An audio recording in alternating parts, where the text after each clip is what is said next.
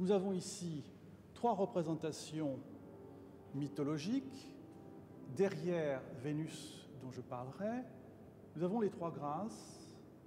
Ces grâces sont représentées dans la fresque de Giovanna Tornabuoni. La première grâce, vêtue de vert, est la Viriditas, la jeunesse de la vie à son éveil, vie à la fois universelle et vie humaine.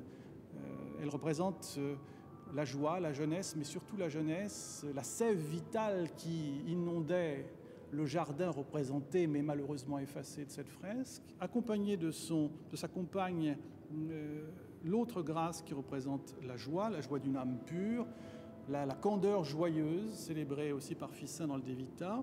Et puis ici, nous avançons vers la droite, nous voyons bien sûr Vénus, et voilà le visage gracieux de la splendeur, la troisième grâce, dans son manteau jaune safran, une allusion sans doute aussi à la splendeur du soleil.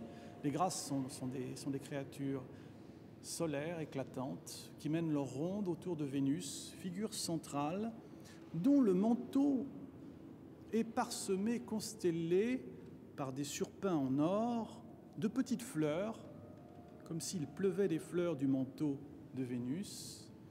Or, c'est à nouveau des fleurs que Vénus, dans un geste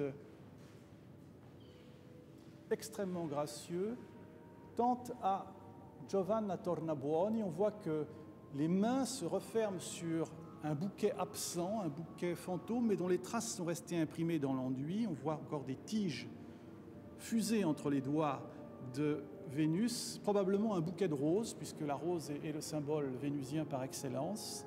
Il y a donc une parfaite harmonie et un enchaînement iconographique subtil entre le manteau de Vénus et le don de Vénus à Giovanna Tornabuoni.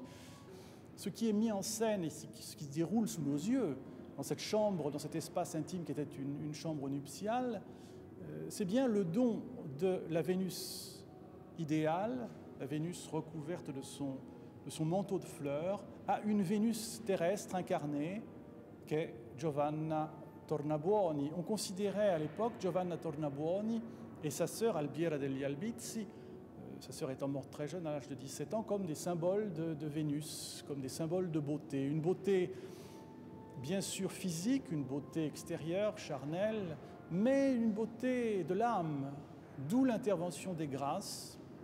Accompagnant ce don, les compagnes de Vénus accompagnent le don des fleurs. Ces fleurs sont un hommage de beauté, un hommage de sagesse et d'intelligence à cette Vénus terrestre qui représentait parmi les hommes et dans le milieu de Marcille Ficin, et donc dans le milieu aussi des Médicis et des poètes qui gravitaient autour des Médicis, une figure de splendeur et de sagesse qui a donc sa part d'intelligence, sa part de don intellectuel, tout à l'égal de son mari, le jeune Mercure, Lorenzo Tornabuoni.